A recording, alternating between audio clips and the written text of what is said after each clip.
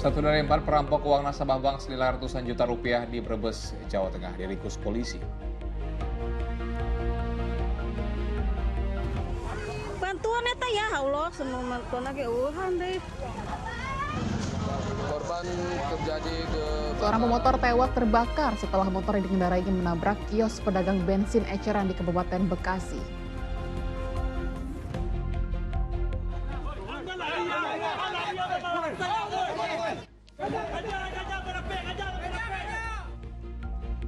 Warga di Kota Padang berusaha menangkap seorang remaja terduga pelaku penganiayaan terhadap seorang petugas parkir hingga alami luka sabetan senjata tajam.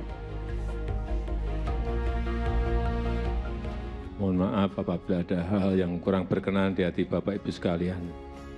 Hari Minggu siang saya akan pulang ke Solo.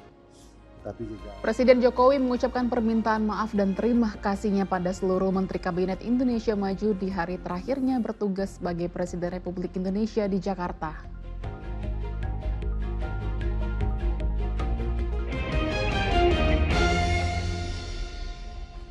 Halo, selamat pagi. Senang sekali saya Astran Syadi. Dan saya Dinda Edita menemani pagi Anda dalam Fokus pagi kali ini Sabtu 19 Oktober 2024. Ya, kami ada dengan rangkaian informasi dan peristiwa terbaru yang berhasil dihimpun tim redaksi kami hingga dini hari tadi. Inilah Fokus pagi selengkapnya.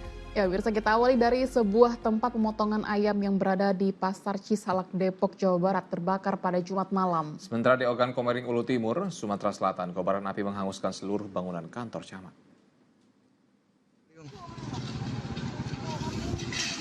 Ya Allah, astagfirullahaladzim. Asap hitam pekat disertai kobaran api membakar habis kantor camat Buai Pemuka Peliung yang berada di Jalan Lintas Komering, Kabupaten Ogan Komering Ulu Timur, Sumatera Selatan pada Jumat sore. Api pertama kali muncul dari salah satu ruangan, lalu dengan cepat merembet hingga ke seluruh bangunan. Tidak ada korban dalam peristiwa ini, karena pada saat kejadian kondisi kantor kecamatan sepi dan seluruh pegawai telah pulang. Si Jago Merah akhirnya dapat dikuasai setelah petugas damkar menerjunkan 2 unit mobil pemadam ke lokasi. Sementara itu penyebab kebakaran hingga kini masih dalam penyelidikan polisi. Ketika kami di TKP sudah hampir 90% kantor kecamatan habis dilalap api dan api masih menyala. Kita berupaya sehingga pemadam kebakaran datang dan ini masih kita berupaya untuk memadamkan api. Kobaran api juga turut menghanguskan sebuah tempat pemotongan ayam yang berada di Pasar Cisalak, Depok, Jawa Barat, Jumat malam. Banyaknya bahan mudah terbakar membuat api cepat membesar. Korsleting listrik diduga jadi penyebab terjadinya kebakaran. Dalam insiden ini sebanyak 10 mobil dan 49 personil damkar dikerahkan untuk menjinakkan si Jago Merah. Jadi ini 2 potong hewan, jadi 2 lantai. Semuanya itu memang dioperasikan untuk potong hewan. Kalau untuk mes yang tidur atau pemilik daging itu sudah ada di sebelahnya. Dan alhamdulillah kami bisa melokalisir api tidak sampai ke kios yang lain. Sementara itu petugas damkar terus berjibaku memadamkan api yang membakar tempat pembuangan akhir atau TPA Ploso Jenar di Kabupaten Pati, Jawa Tengah, Jumat siang. Kondisi cuaca panas dan tiupan angin kencang, serta banyaknya material sampah plastik yang terbakar, membuat api semakin meluas. Petugas pun sempat kesulitan memadamkan api. Diduga kebakaran yang terjadi akibat sebuah korek api gas bekas yang meledak di tumpukan sampah saat cuaca panas. Tim Liputan melaporkan. Seorang pengendara motor tewas terbakar setelah motor yang dikendarainya menabrak kios pedagang bensin eceran di Pebayuran, Kabupaten Bekasi pada Jumat malam. Petaka terjadi diduga korban tak berhati-hati dalam mengendarai motor dengan kecepatan tinggi. Bantuan eta ya Allah, senang bantuan lagi deh. Video amatir warga ini merekam terbakarnya kios pedagang bensin eceran di Kampung Bojong, Desa Sumbersari, Kecamatan Pebayuran, Kabupaten Bekasi, setelah ditabrak seorang pengendara sepeda motor Jumat malam. Kios yang merangkap warung kelontong ini ludes dilalap api, sementara nyawa sang pengendara motor tak terselamatkan. Korban tewas mengenaskan dengan luka bakar di sekujur tubuhnya. Aparat Polsek Pebayuran yang melakukan olah TKP dan mengumpulkan alat bukti mengungkapkan, diduga korban yang berboncengan dengan temannya kurang berhati-hati dalam mengendarai motor dengan kecepatan tinggi sehingga menabrak kios bensin eceran. Sementara teman korban luput dari maut berhasil selamat dalam insiden ini. Korban ada 1 orang meninggal dunia dikarenakan luka bakar yang cukup serius karena menabrak botol daripada bensin eceran tersebut. Sementara itu, seorang wanita pengendara sepeda motor jatuh pingsan usai kendaraannya ditabrak pengendara lain saat akan menyeberang jalan I Gusti Ngurah Rai, Pondokopi, Durensawit, Jakarta Timur, Jumat pagi. Korban yang mengalami luka pada bahu kanan langsung dibawa ke rumah sakit untuk mendapatkan pertolongan. Tim Liputan melaporkan. 4 santri tewas dalam kecelakaan minibus yang membawa rombongan santri di Jalan Tol Semarang, Solo, Jawa Tengah. Sementara di Kabupaten Bantul, Yogyakarta, 2 pengemudi truk pasir tewas tertimpa truk kontainer pengangkut air galon.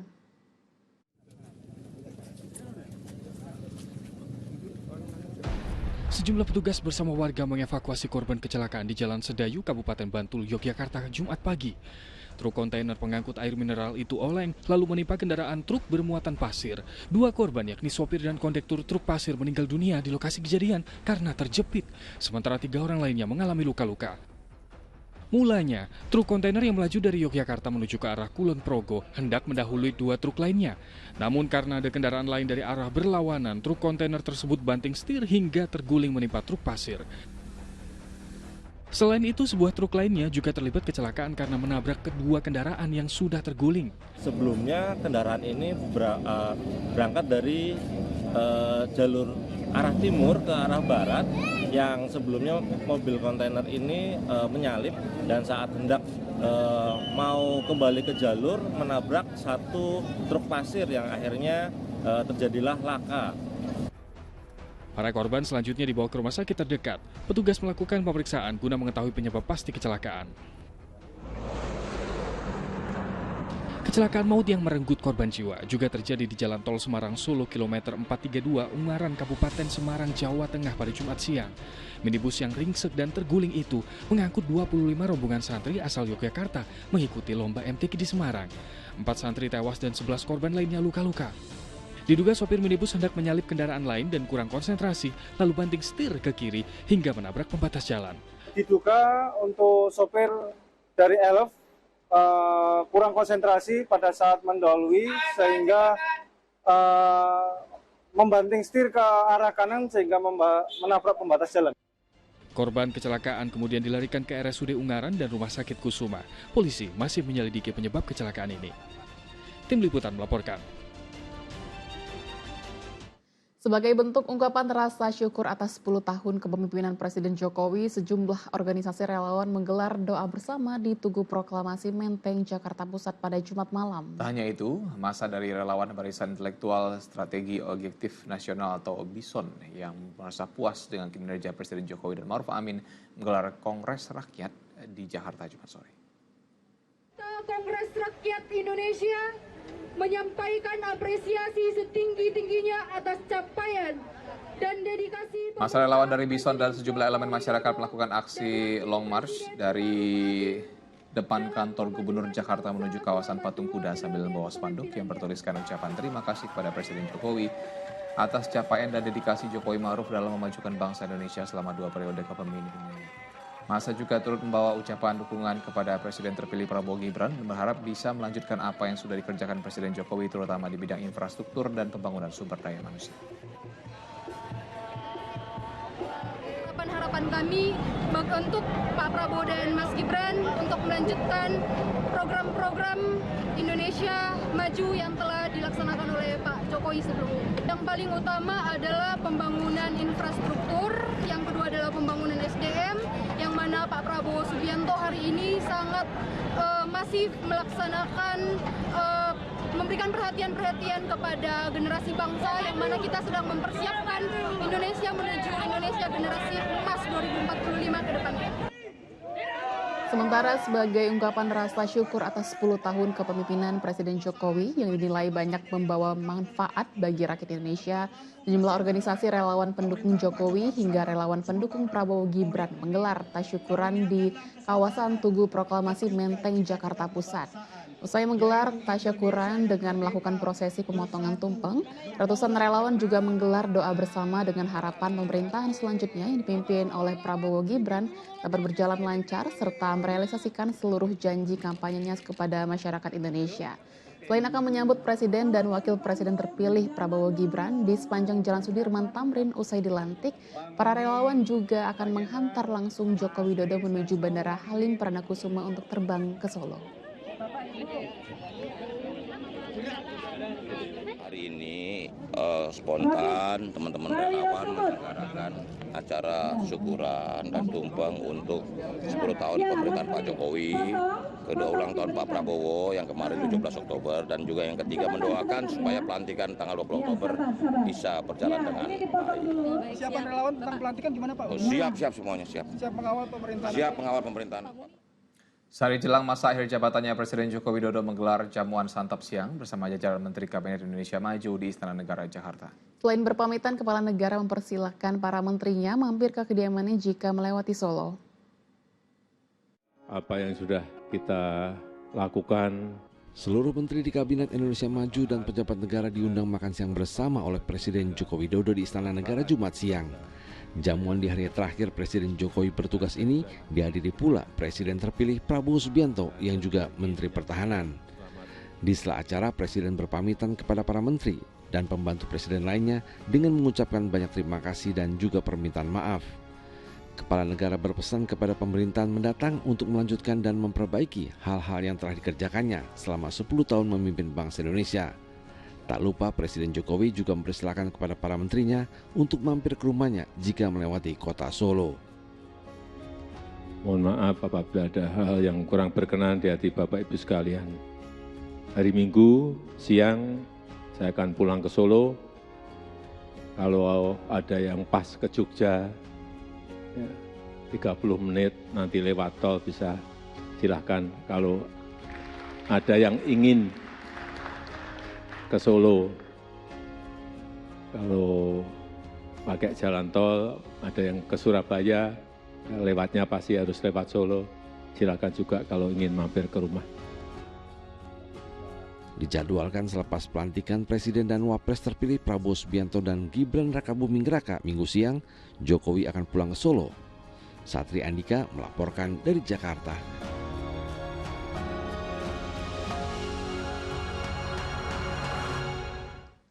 Berbagai persiapan terus dimatangkan jelang pelantikan Presiden dan Wakil Presiden terpilih pada Minggu esok. Rencananya hari Sabtu ini Majelis Permusyawaratan Rakyat MPR akan menggelar gladi bersih dengan dihadiri oleh Prabowo Subianto dan Gibran Rakabuming Raka.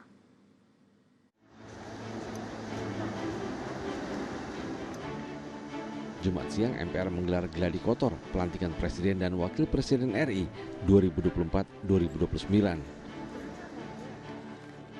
Gedung DPR MPR pun bersolek dan persiapan teknis pelantikan telah mencapai 80%. Lebih dari 1.000 tamu undangan akan hadir dalam pelantikan yang akan digelar Minggu esok, termasuk Presiden dan Wakil Presiden sebelumnya, serta para kandidat Capres dan Cawapres pada Pilpres 2024. Kalau persiapan sebenarnya kan kita melakukan persiapan sudah jauh-jauh hari ya. Kalau ini kan istilahnya tinggal implementasi. Seperti nanti ruang VIP 2 sekarang belum kelihatan apa-apa, tapi insya Allah nanti malam sudah selesai. Artinya ya bisa sudah 80%-an lah ya. Tanggal 19 Oktober jam 10 pagi kita akan mengadakan gladi bersih. Gladi bersih dengan semuanya sudah mungkin ruangan VIP 2, terus dengan dekorasi yang sudah mulai terlihat. Nah, itu yang akan kami lakukan dan beberapa perubahan yang dilaksanakan pada hari ini. Jadi ada beberapa perubahan yang dilihat tadi kurang pas. Diharapkan gladi bersih hari Sabtu ini dihadiri oleh Presiden dan Wakil Presiden terpilih Prabowo Gibran. Jelang pelantikan, pengamanan di gedung DPR MPR juga diperketat. Sejumlah pengamanan dilakukan di ruang paripurna 1 dan di luar gedung DPR RI, termasuk melibatkan anjing pelacak.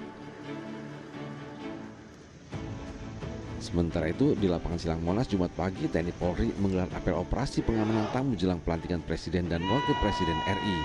Apel dipimpin langsung oleh Panglima TNI Agus Subianto dan Kapolri Jenderal Listio Sigit Prabowo.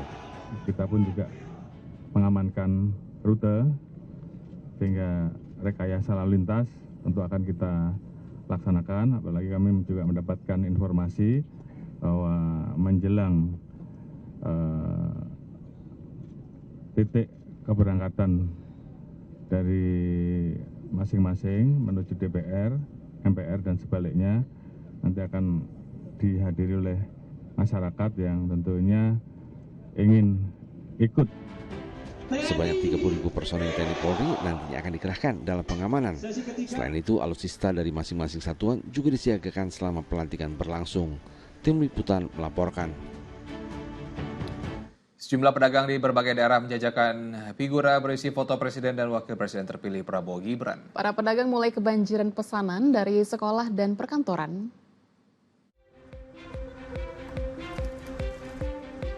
Jelang pelantikan Presiden dan Wakil Presiden terpilih pada 20 Oktober esok, foto Prabowo Subianto dan Gibran Rakabuming Raka mulai ramai dijajakan oleh pedagang figura di kawasan Pasar Baru, Jakarta Pusat. Pedagang mengaku kebanjiran pesanan dari sekolah dan perkantoran. Dalam sehari mereka mengaku bisa menjual 100 pasang figura foto Presiden dan Wakil Presiden dengan harga mulai dari Rp90.000. Semakin ramai pembeli. Dalam seminggu ini udah banyak pembeli. Berapa Pak jumlah? Udah ribuan sih untuk keluar kota. Sama halnya dengan di Pasar Blauran, Surabaya, Jawa Timur. Penjual foto Presiden dan Wakil Presiden terpilih juga kebanjiran pesanan. Pedagang mengaku dalam 2 pekan terakhir omset penjualan mereka meningkat hingga 75%. Pembelinya pun beragam, mulai dari dalam kota hingga luar pulau seperti Aceh dan Papua.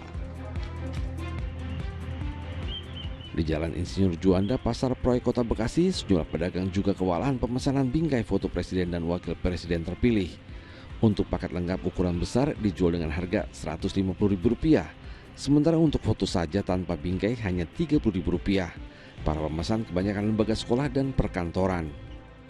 Bingkai plus gambarnya untuk ukuran segini 30x40 ukurannya double kalemnya harganya Rp150.000 satunya ya. Nah, jadi satu pasang itu 2 biji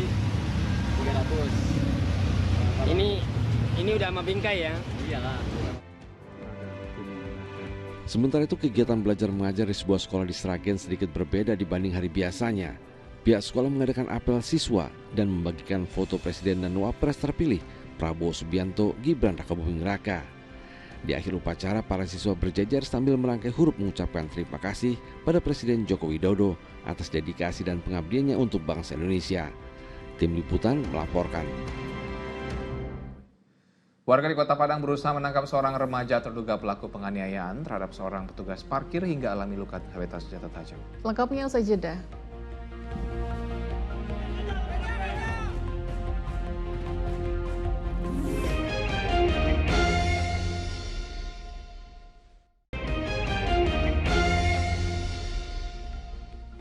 Anda kembali menyaksikan Fokus Pagi bersama saya Dinda Edita. Dan saya Asrani Syadi. Curah hujan tinggi yang melanda Kota Manado, Sulawesi Utara pada Jumat sore menyebabkan sejumlah ruas jalan terendam banjir. Tak hanya menggenangi akses jalan, banjir juga turut merendam puluhan rumah warga.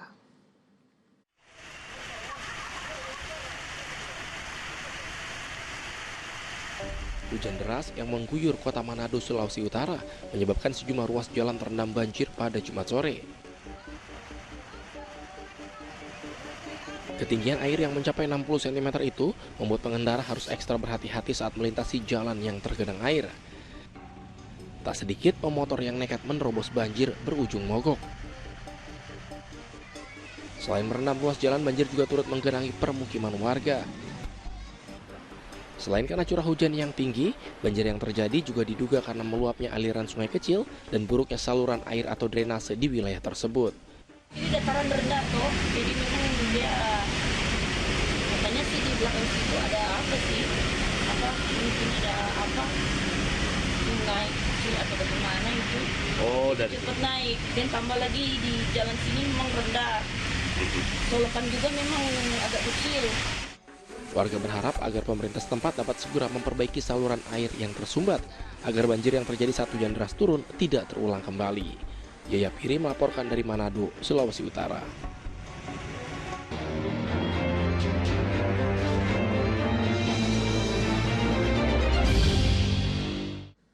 Polisi menangkap 4 pemuda pelaku tawuran yang mengakibatkan 3 korbannya mengalami luka sabetan senjata tajam di Mojokerto, Jawa Timur. Sementara di Padang, Sumatera Barat, seorang petugas parkir diduga dianiaya sejumlah remaja hingga terluka di bagian bahu.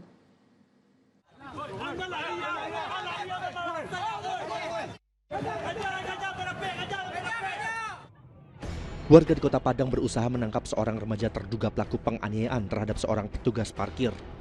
Akibat penganiayaan, korban mengalami luka sabetan senjata tajam di bagian bahu dan langsung dilarikan ke rumah sakit. Aksi penganiayaan terjadi saat sekelompok remaja melakukan konvoi sepeda motor sembari membawa senjata tajam di Jalan Khatib Sulaiman. Tiba-tiba, para remaja itu mengejar seorang petugas parkir dan langsung melakukan penganiayaan. Warga berusaha menolong dan berhasil menangkap 2 dari 6 remaja yang melakukan penganiayaan. Para terduga pelaku langsung diserahkan ke polisi. Belum diketahui motif dari penganiayaan tersebut. Pelaku itu lewat, nah jadi dia tukang parkir kan. Nah, tukang parkir itu turunlah pelaku tuh. Turun pelaku itu pukul tukang parkir itu pergi dia, balik dia bawa murai panjang ini bang, 2 bang. Dia 3 orang, satu motor kencang 3, bawa panjang ini cabut kayak gini kan. Itu lari korban tuh, dikejar sama warga. Kasusnya kini masih dalam penyelidikan pihak kepolisian Polsek Padang Utara.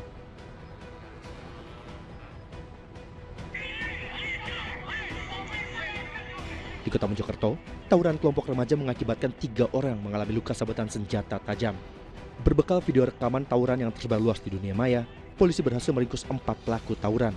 3 di antaranya masih di bawah umur dan berstatus sebagai pelajar SMP dan SMA.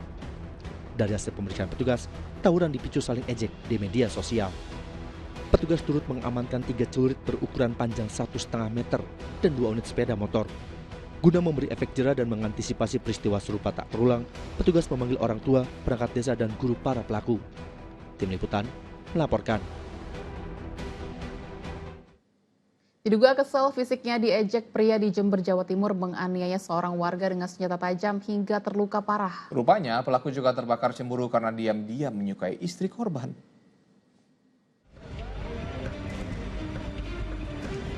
Pria 37 tahun ini ditangkap polisi lantaran menganiaya seorang warga dengan senjata tajam di Desa Sumber Katempa, Kecamatan Kalisat, Jember, Jawa Timur, Kamis siang. Saat diperiksa, penyidik ia mengaku nekat membacok korban karena kesal kerap diolok-olok. Diam-diam, ia juga menyimpan rasa suka kepada istri korban hingga terbakar cemburu. Kala itu korban yang bernama Heri sedang membersihkan pagar tanaman di depan rumah. Tiba-tiba pelaku menghampirinya dengan membawa celurit dan langsung melakukan penganiayaan. Korban dilarikan ke rumah sakit karena terluka di kepala, lengan, dan perut. Diduga motifnya itu karena cemburu. Jadi pelaku ini suka sama istrinya Heri. Pelaku yang tinggal tak jauh dari rumah korban masih menjalani interogasi di Mapolsek Kalisat. Atas perbuatannya, ia terancam dijerat pasal penganiayaan dengan hukuman 2 tahun penjara. Romi Iskandar melaporkan dari Jember, Jawa Timur. Polisi terus mendalami kasus tewasnya ibu dan anak, bayi, di Depok, Jawa Barat. Dari penyelidikan sementara ditemukan sejumlah luka pada tubuh keduanya.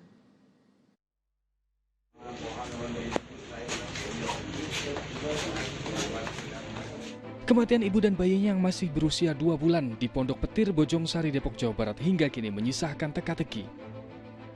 Jasad kedua korban masih diotopsi di Rumah Sakit Polri Kramat Jati, Jakarta Timur. Dari penyelidikan sementara, polisi menyebut ada luka di sejumlah bagian tubuh keduanya. Kendati demikian, polisi belum dapat menyimpulkan penyebab kematian korban. Pak, lukanya di bagian mana aja, Pak? Kalau dari bayinya ada luka biru di bagian muka dan bagian tangan.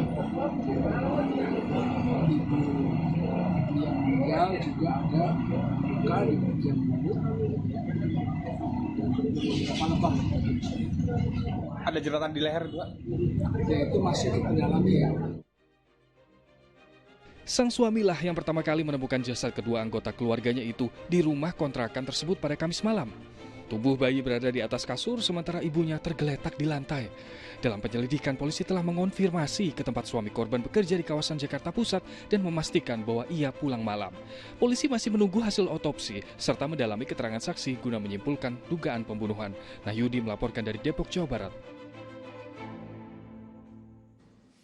Seorang wanita penghuni kamar indekos di Semarang tewas mengenaskan dengan sejumlah luka tusuk di tubuhnya. Tetangga korban sempat mendengar kegaduhan dan melihat seorang pria melarikan diri dari TKP.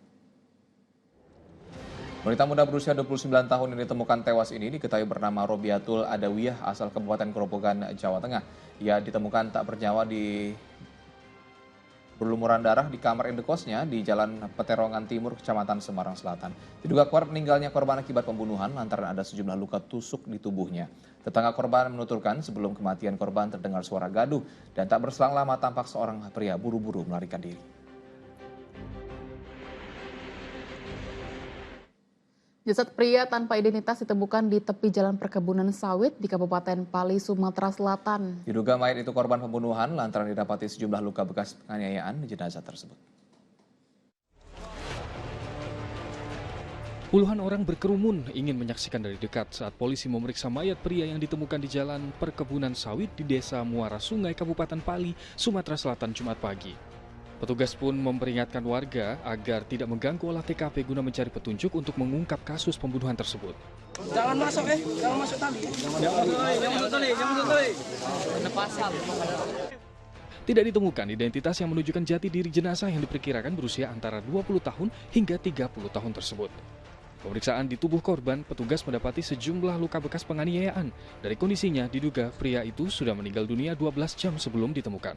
Memang ditemukan mayat laki-laki yang tidak kita kenal di sini. Dikenal sudah korban pembunuhan kayaknya. Korban pembunuhan. Ada bekas penganiayaan, Bang? Ada bekas penganiayaannya banyak di situ. Untuk ciri-cirinya untuk sementara ini ada di kakinya ada bekas tanda lahir. Tanda lahir. Ya. Kaki sebelah mana itu, Bang? Sebelah kiri. Sebelah kiri. Ya, Bang.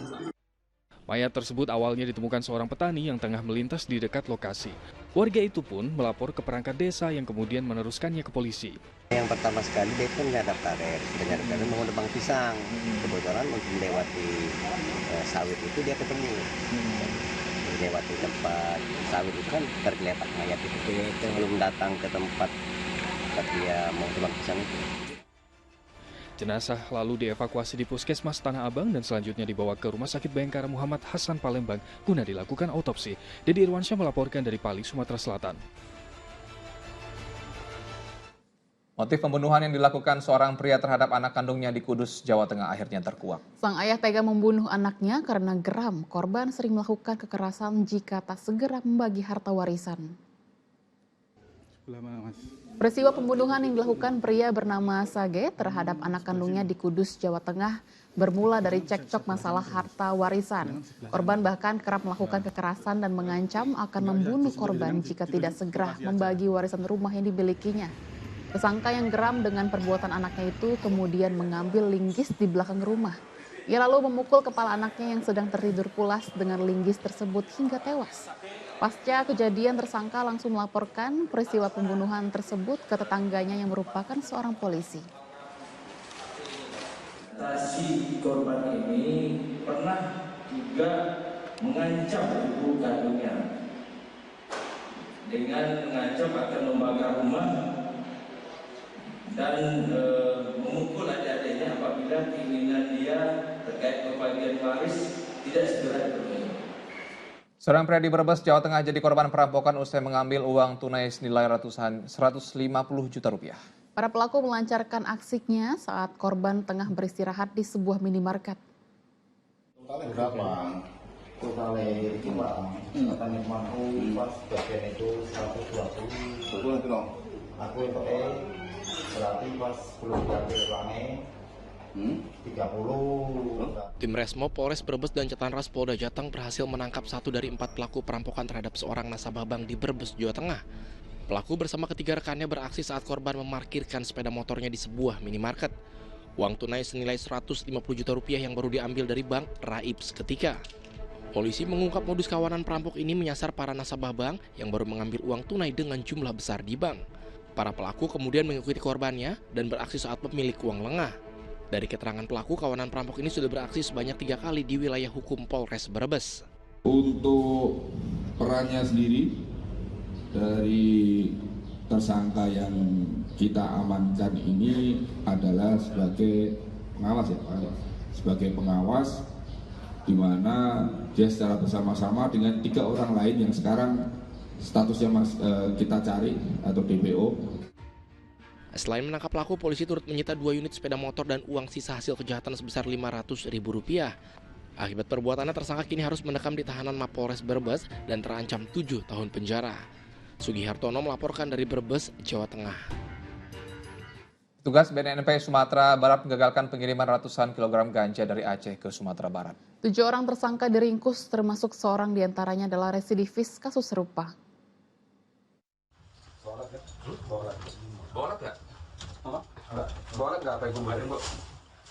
Sebanyak 624,5 kg ganja yang hendak dikirimkan dari Gayulus, Aceh ke Padang, Sumatera Barat digagalkan aparat BNNP Sumatera Barat. 7 tersangka ditangkap di Kabupaten Pasaman dan dilanjutkan pengembangan di Kabupaten Tanah Datar, termasuk yang ditangkap adalah pemesan dan bandarnya serta perantaranya. Ganja dipesan oleh seorang bandar dari kota Batu Sangkar, Kabupaten Tanah Datar dengan perantara seorang residivis kasus serupa. 5 orang lagi adalah kurir yang membantu membawa ganja dari Medan ke Sumatera Barat. Rencananya barang haram ini akan diedarkan di kota Padang. Polisi masih memburu 1 orang lainnya yang diduga sebagai pemilik ganja di Gayulus, Aceh. Selain menyita barang bukti ganja, polisi juga menyita 3 unit mobil yang dipakai para tersangka untuk membawa ratusan kilogram ganja ini. Ada 7 tersangka yang kita tahan, kemudian ada 3 barang bukti mobil. Jadi mobil yang putih 2 itu yang di belakang Grand Max itu menjemput dari Batu Sangkar ke Medan. Kemudian di Medan itu ada mobil L300 yang dibawa oleh yang paling tinggi ini, inisial E. Jadi dia yang berhubungan ke Gayulus. Gayulus itu Blangkejeren, tempat sumber tanaman ganja yang ditanam. Jadi yang paling tinggi itu inisial E itu sudah pernah ditahan, pernah diputus 17 tahun penjara tahun 2000. Para tersangka dijerat dengan pasal berlapis dengan ancaman hukuman mati. Laude Juardiawanse melaporkan dari Padang, Sumatera Barat. Presiden Jokowi mengucapkan permintaan maaf dan terima kasihnya pada seluruh Menteri Kabinet Indonesia Maju di hari terakhirnya bertugas sebagai Presiden Republik Indonesia di Jakarta. Selengkapnya Sujita Pariwara. Maaf apabila ada hal yang kurang berkenan di hati Bapak Ibu sekalian. Hari Minggu siang saya akan pulang ke Solo. Tapi juga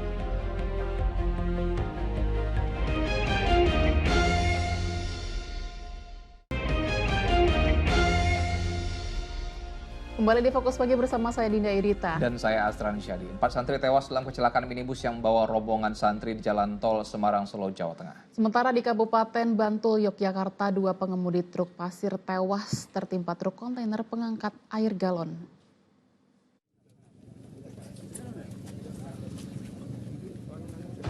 Sejumlah petugas bersama warga mengevakuasi korban kecelakaan di Jalan Sedayu, Kabupaten Bantul, Yogyakarta, Jumat pagi. Truk kontainer pengangkut air mineral itu oleng lalu menimpa kendaraan truk bermuatan pasir.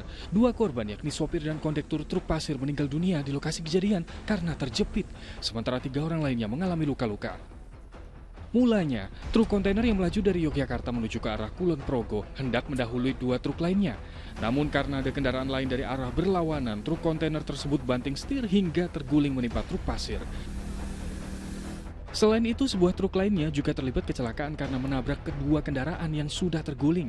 Sebelumnya kendaraan ini berangkat dari jalur arah timur ke arah barat, yang sebelumnya mobil kontainer ini menyalip dan saat hendak mau kembali ke jalur menabrak satu truk pasir yang akhirnya terjadilah laka. Para korban selanjutnya dibawa ke rumah sakit terdekat. Petugas melakukan pemeriksaan guna mengetahui penyebab pasti kecelakaan. Kecelakaan maut yang merenggut korban jiwa juga terjadi di Jalan Tol Semarang Solo kilometer 432 Ungaran, Kabupaten Semarang, Jawa Tengah pada Jumat siang. Minibus yang ringsek dan terguling itu mengangkut 25 rombongan santri asal Yogyakarta mengikuti lomba MTQ di Semarang. 4 santri tewas dan 11 korban lainnya luka-luka. Diduga sopir minibus hendak menyalip kendaraan lain dan kurang konsentrasi, lalu banting setir ke kiri hingga menabrak pembatas jalan. Diduga untuk sopir dari Elf kurang konsentrasi pada saat mendahului sehingga membanting setir ke arah kanan sehingga menabrak pembatas jalan. Korban kecelakaan kemudian dilarikan ke RSUD Ungaran dan Rumah Sakit Kusuma. Polisi masih menyelidiki penyebab kecelakaan ini. Tim Liputan melaporkan. Seorang pengendara motor tewas terbakar setelah motor yang dikendarainya menabrak kios pedagang bensin eceran di Pebayuran, Kabupaten Bekasi, Jumat malam. Petaka terjadi diduga korban tak berhati-hati dalam mengendarai motor dengan kecepatan tinggi. Bantuan eta ya Allah, senang nonton ke Wuhan deh.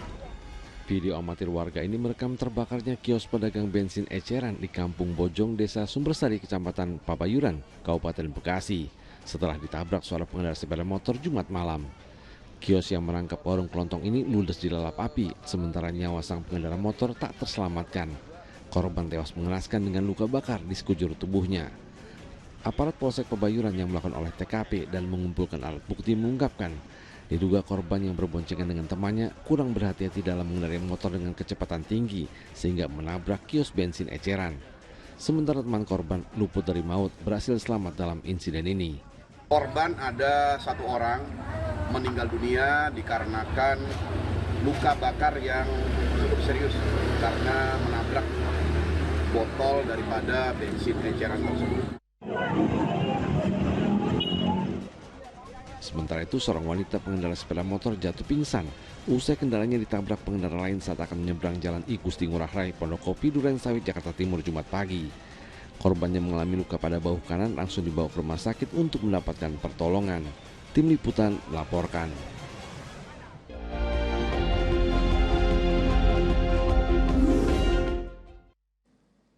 Safari politik yang dilakukan para calon gubernur dan wakil gubernur Jakarta kian giat dilakukan. Mereka belusukan dan bertemu masyarakat untuk mensosialisasikan programnya demi memenangkan kontestasi Pilkada Jakarta. Kedatangan calon gubernur Jakarta nomor urut 1 Ridwan Kamil di sebuah rumah makan di Jatinegara, Jakarta Timur, Jumat siang disambut sejumlah warga yang tengah menikmati makan siang gratis. Program traktiran Ridwan Kamil digelar di 250 rumah makan di berbagai tempat di Jakarta. Program tersebut menjadi pendukung dan pelengkap program makan bergizi gratis yang digagas Presiden terpilih Prabowo Subianto. Setiap warung makan menyediakan hingga 100 porsi dan rencananya akan diterapkan bila Ridwan Suswono terpilih dalam Pilkada Jakarta. Ridho berinisiatif melakukan traktiran kira-kira gitu ya.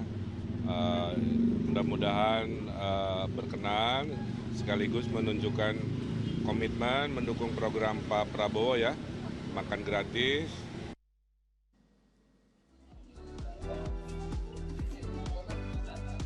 Calon wakil gubernur nomor urut 1 Suswono bersama paguyuban pedagang warteg dan kaki lima se-Jakarta dan sekitarnya hadir langsung dalam acara Jumat Berkah dengan memberikan makan gratis di warung khas Tegal Srengseng, Kembangan, Jakarta Barat. Selain memberikan makan gratis, relawan serta Cawagup Suswono juga mendengarkan berbagai aspirasi dan permasalahan warga yang tinggal di Jakarta.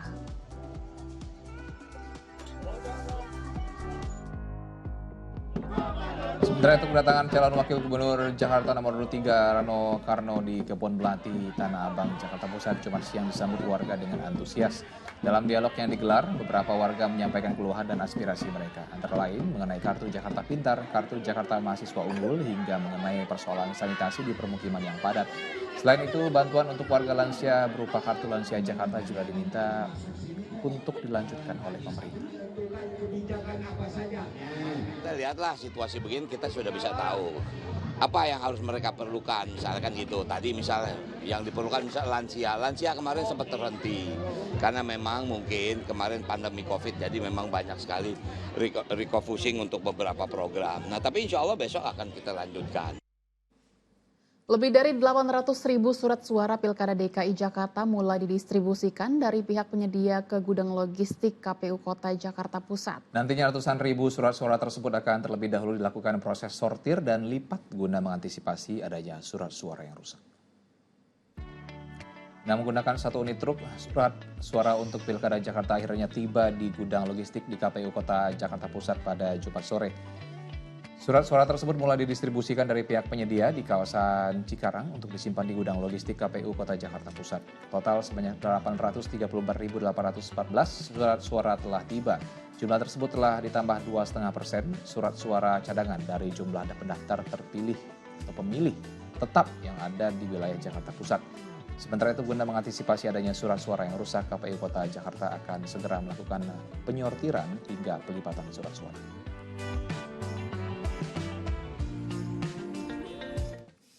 Sehari jelang masa akhir jabatannya, Presiden Joko Widodo menggelar jamuan santap siang bersama jajaran Menteri Kabinet Indonesia Maju di Istana Negara, Jakarta. Selain berpamitan, Kepala Negara mempersilahkan para menterinya mampir ke kediamannya jika melewati Solo.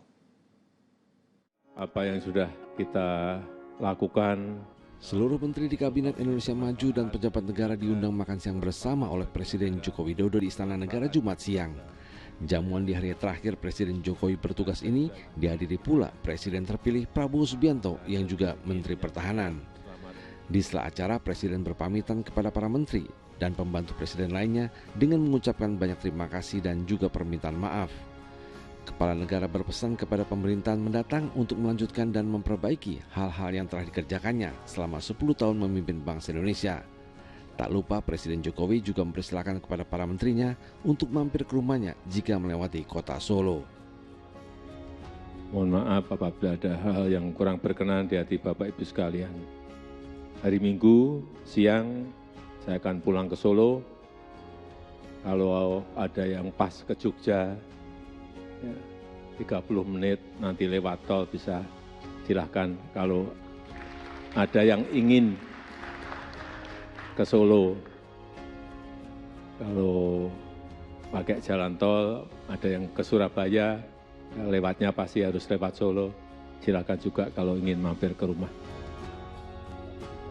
Dijadwalkan selepas pelantikan Presiden dan Wapres terpilih Prabowo Subianto dan Gibran Rakabuming Raka Minggu siang, Jokowi akan pulang ke Solo.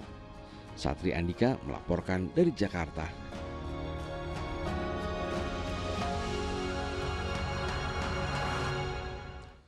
Para pedagang di sejumlah daerah mulai kebanjiran pesanan figura foto Presiden dan Wakil Presiden terpilih Prabowo Gibran. Selengkapnya usai jeda.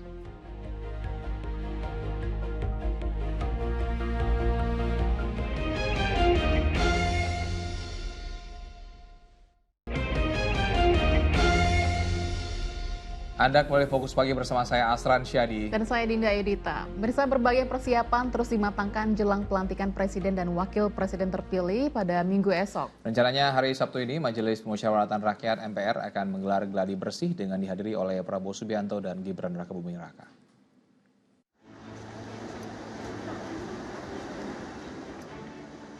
Jumat siang MPR menggelar gladi kotor pelantikan Presiden dan Wakil Presiden RI 2024-2029.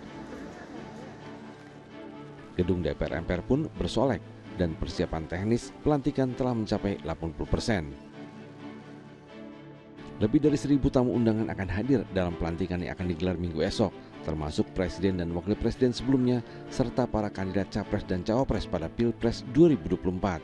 Kalau persiapan sebenarnya kan kita melakukan persiapan sudah jauh-jauh hari ya. Kalau ini kan istilahnya tinggal implementasi. Seperti nanti ruang VIP 2 sekarang belum kelihatan apa-apa, tapi insya Allah nanti malam sudah selesai. Artinya ya bisa sudah 80%-an lah ya. Tanggal 19 Oktober jam 10 pagi kita akan mengadakan gladi bersih. Gladi bersih dengan semuanya sudah mungkin ruangan VIP 2, terus dengan dekorasi yang sudah mulai terlihat. Nah, itu yang akan kami lakukan dan beberapa perubahan yang dilaksanakan pada hari ini. Jadi ada beberapa perubahan yang dilihat tadi kurang pas. Diharapkan dari bersih hari Sabtu ini dihadiri oleh Presiden dan Wakil Presiden terpilih Prabowo Gibran. Jelang pelantikan, pengamanan di gedung DPR MPR juga diperketat. Sejumlah pengamanan dilakukan di ruang paripurna 1 dan di luar gedung DPR RI, termasuk melibatkan anjing pelacak. Sementara itu, di lapangan Silang Monas Jumat pagi, TNI Polri menggelar apel operasi pengamanan tamu jelang pelantikan Presiden dan Wakil Presiden RI. Apel dipimpin langsung oleh Panglima TNI Agus Subianto dan Kapolri Jenderal Listio Sigit Prabowo. Kita pun juga mengamankan rute sehingga rekayasa lalu lintas tentu akan kita laksanakan. Apalagi kami juga mendapatkan informasi bahwa menjelang titik keberangkatan dari masing-masing menuju DPR, MPR dan sebaliknya nanti akan dihadiri oleh masyarakat yang tentunya ingin ikut Sebanyak 30.000 personil TNI Polri nantinya akan dikerahkan dalam pengamanan. Selain itu, alutsista dari masing-masing satuan juga disiagakan selama pelantikan berlangsung. Tim Liputan melaporkan. Sejumlah pedagang di berbagai daerah menjajakan figura berisi foto Presiden dan Wakil Presiden terpilih Prabowo Gibran. Para pedagang mulai kebanjiran pesanan dari sekolah dan perkantoran.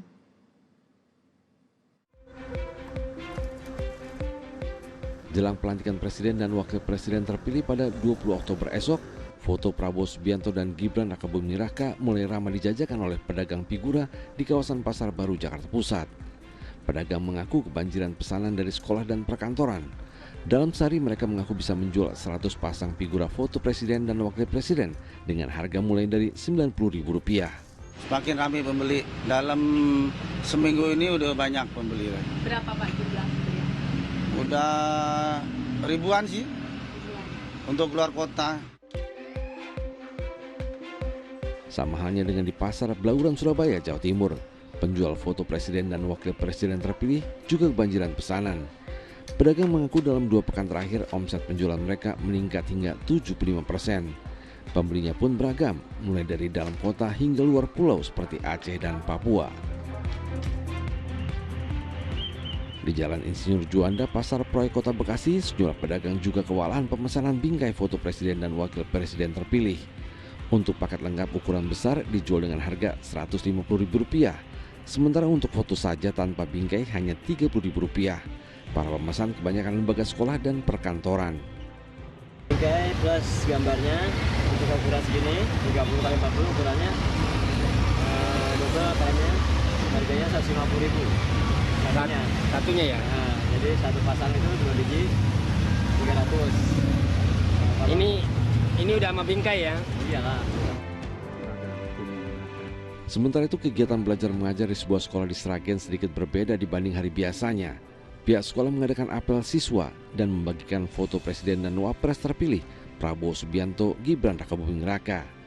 Di akhir upacara, para siswa berjajar sambil merangkai huruf mengucapkan terima kasih pada Presiden Joko Widodo atas dedikasi dan pengabdiannya untuk bangsa Indonesia.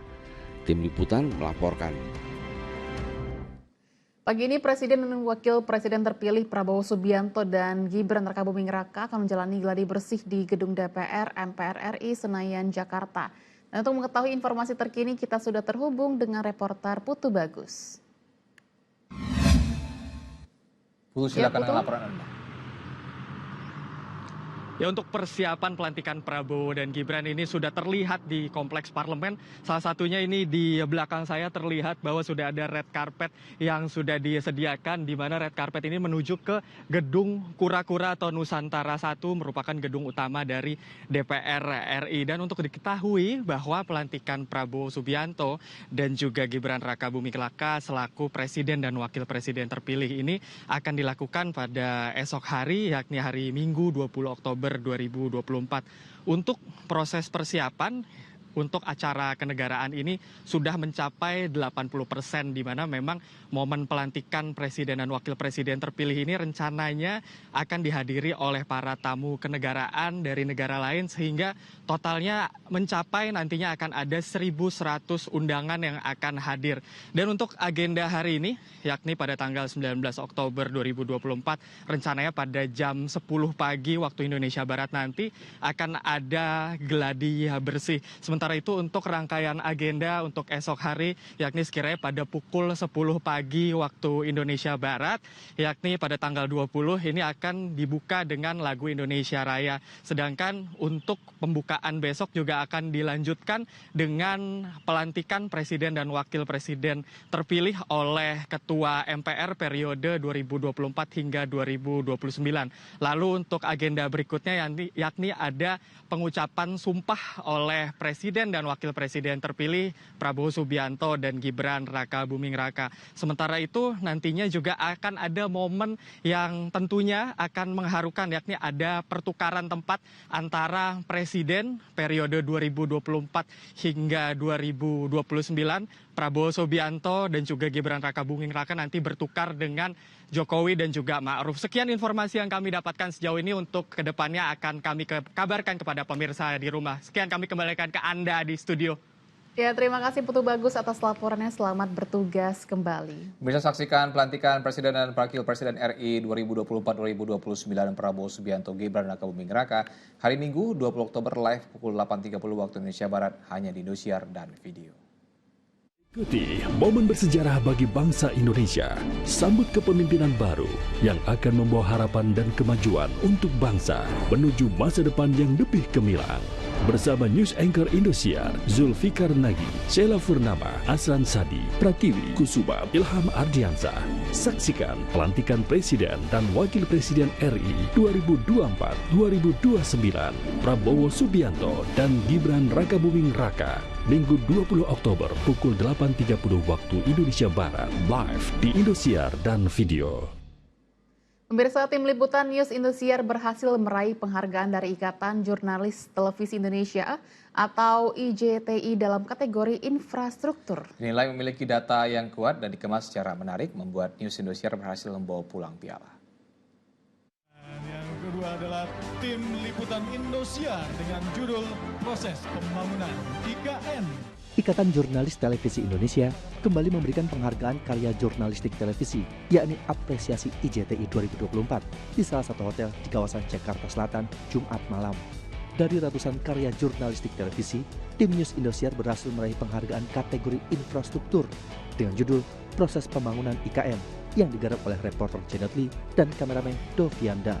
Penghargaan tersebut diserahkan oleh Dirjen Informasi dan Komunikasi Publik Prabu Revolusi dan diterima langsung oleh Vice President News Production Indosiar Rian Widaryanto.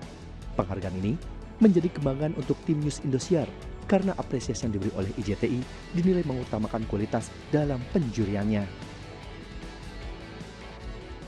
Tentunya ini sangat membanggakan buat kami ya. Di tengah banyak sekali award-award, penghargaan-penghargaan berkeliaran di mana-mana, tapi hanya beberapa saja yang mengandalkan kualitas penjurian. Tepuk tangan buat IJTI. Ini untuk teman-teman redaksi, ada Teh Fitri, Nancy, kameramennya ada Dovi, ada editor juga, ada Isan, dan reporter kami masih di Jepang, Janet. Thank you Janet.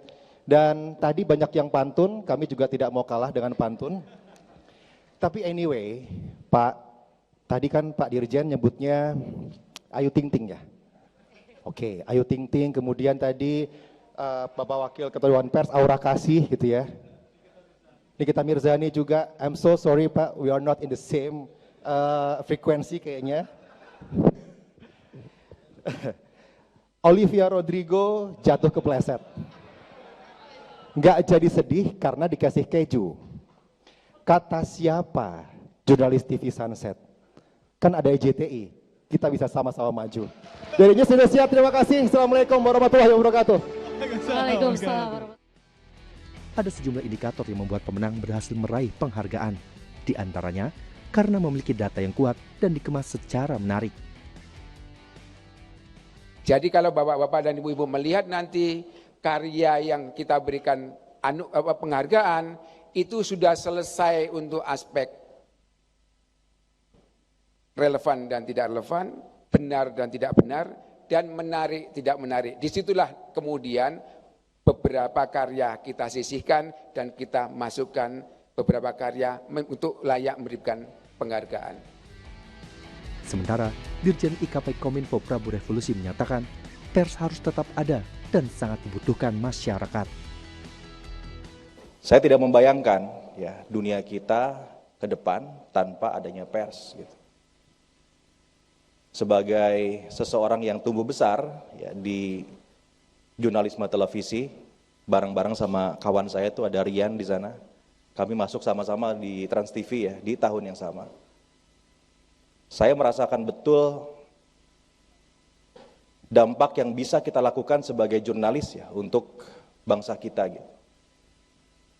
Dan jika karena disrupsi teknologi kita harus hilang, rasanya saya nggak terima nih Kang gitu. Jadi kita harus berbuat sesuatu ya untuk memastikan pers itu hidup. Ada sebanyak 10 karya yang terpilih menjadi pemenang apresiasi IJTI 2024 dari 5 kategori, yakni infrastruktur, teknologi dan digitalisasi, kesehatan, dan jaminan sosial. Auriga Agustina dan Anindika Pribadi melaporkan dari Jakarta.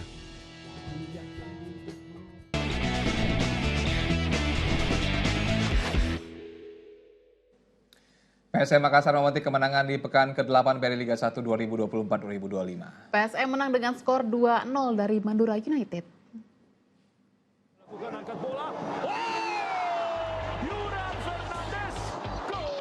PSM Makassar berhasil merebut 3 poin melawan Madura United kala bermain di Stadion Bartakan, Balikpapan, Kalimantan Timur, Jumat malam. Dalam laga pekan ke-8 BRI Liga 1 2024-2025, Juku Eja menang 2-0 atas Sape Kerap. PSM sejak awal sudah mendominasi Madura United.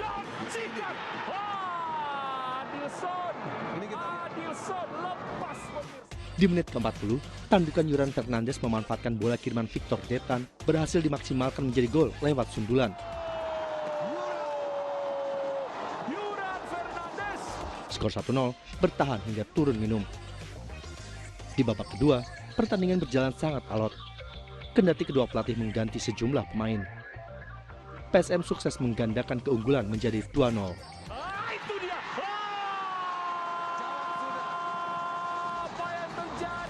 Menerima umpan terukur Ricky Pratama, Tito Okello sukses menjebol gawang Wagner Augusto. Hingga wasit meniup peluit panjang, PSM unggul 2-0 atas Madura. Hasil akhir pertandingan Persib Bandung melawan Persebaya Surabaya di BRI Liga 1 2024-2025 dimenangkan Maung Bandung dengan skor 2-0. Ketatnya permainan kedua tim membuat pertandingan berjalan cukup alot sejak awal. Masuk ke tengah.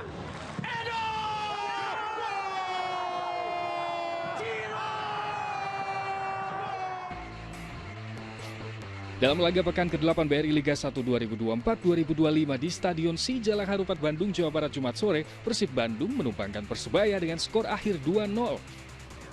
Duel berlangsung menarik, Persib dan Persebaya saling serang sehingga laga berjalan cukup alot sejak awal. Gol pertama untuk Pangeran Biru dihasilkan oleh tembakan jarak jauh Edo Febriansah di menit ke-22. Dari jarak lebih dari 20 meter, Edo melesakkan bola ke sisi kiri gawang sehingga tuan rumah unggul 1-0.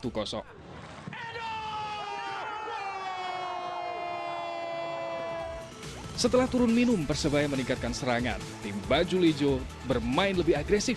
Mereka berusaha merekan pertahanan Persib agar bisa menyamakan skor.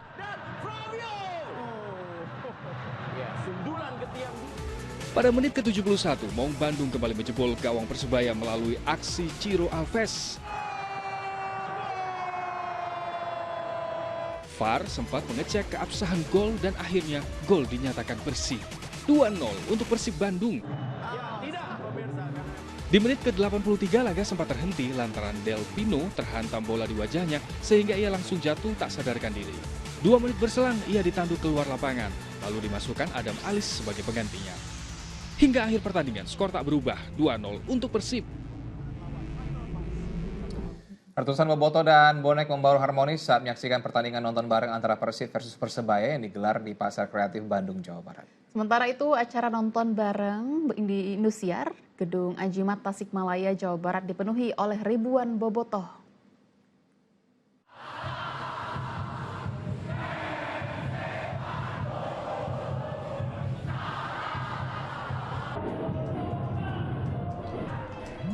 Euforia ribuan bobotoh yang menggelar nonton bareng di Gedung Ajimat Tasikmalaya, Jawa Barat ini tak terbendung saat merayakan kemenangan Persib 2-0 atas tamunya Persebaya Surabaya dalam lanjutan pekan ke-8 BRI Liga 1. Meski Persib saat ini tengah mendapat sanksi pertandingan tanpa penonton, para bobotoh ini tetap totalitas mendukung tim jagoannya dari jauh. Layaknya menonton di stadion, para bobotoh yang menggelar nobar ini tetap membawa sejumlah alat musik dan terus bernyanyi sepanjang pertandingan untuk mendukung Persib. Meski hanya menggelar nobar di dalam sebuah gedung, namun semangat ratusan militan Viking Tasikmalaya ini tidak memudar. Mereka tetap optimis jika Persib kembali mampu menjadi juara. Ini semua korwil, kita kan ada 22 korwil, semua hadir. Alhamdulillah, termasuk ada juga umum, ada Viking School, ada Viking Ladies-nya. Semua, kalau kita nobar di Tasik itu semua anak-anak termasuk korwil itu pasti ada. Sementara itu, suasana harmonis antara supporter Viking Persib Club dengan supporter Persebaya Bonek terjadi saat menyaksikan pertandingan nonton bareng di Pasar Kreatif Kota Bandung, Jawa Barat. Kedua kubu supporter yang membaur ini tampak akrab meski berbeda dukungan. Bahkan mereka terus bergantian menyanyikan yel-yel tim kesayangannya selama pertandingan berlangsung.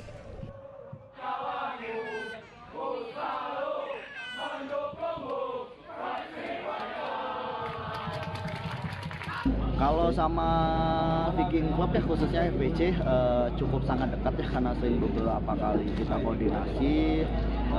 Kaitannya karena historikalnya kan sudah panjang ya, sudah panjang. Jadi ini tinggal memperatkan aja. Jadi kegiatan nggak cuma nobar mas kita, jadi banyak kegiatan bersama. Meski para bonek kecewa dengan kekalahan yang diterima Persebaya, para pendukung bajul ijo tetap membubarkan diri secara damai usai pertandingan tanpa terjadi gesekan. Tim Liputan melaporkan. Tuan rumah Persis Solo akan menjadikan duel kontra Borneo FC sebagai momentum kebangkitan setelah pada 3 laga terakhir tanpa kemenangan. Ya, sementara itu Borneo FC juga wajib meraih poin penuh jika ingin kembali duduk di puncak klasemen. Borneo FC Samarinda berambisi membidik 3 poin saat bertandang ke Stadion Malahan, markas Persis Solo dalam lanjutan pekan ke-8 BRI Liga 1 pada Sabtu malam. Jeda kompetisi yang cukup panjang membuat skuad asuhan Peter Hoekstra fokus mematangkan taktik permainan. Kondisi para pemain pesut etam dalam kondisi prima dan siap tampil dengan kekuatan terbaiknya. Kemenangan di laga nanti jelas menjadi harga mati bagi Borneo jika ingin kembali ke puncak klasemen menggeser posisi Persebaya. Hingga pekan ke-8 pesut etam juga memiliki catatan mentereng karena mampu menjadi salah satu tim di BRI Liga 1 yang belum tersentuh kekalahan bersama Persib. Sementara di kubu seberang tuan rumah Persis Solo jelas tak akan gentar begitu saja. Persis akan tampil maksimal di hadapan publik sendiri. Ramadan Sananta dan kolega bertekad menjadikan laga kontra Borneo sebagai momentum kebangkitan bagi Persis setelah di 3 laga terakhir tanpa kemenangan. Laskar Sam Bernyawa yang saat ini tercecer di urutan ke-15 juga harus mampu meraih hasil maksimal agar dapat menjauh dari zona degradasi. Heri Prasetyo melaporkan dari Solo, Jawa Tengah. Dan pemirsa, laporan tadi menutup kebersamaan kita dalam Fokus Pagi hari ini. Usai Fokus Pagi, jalankan untuk menyaksikan program Magic 5. Mewakili tim redaksi dan kerabat kerja yang bertugas, saya Dinda Edita. Dan saya Asral jadi pamit, selamat berakhir pekan dan sampai jumpa.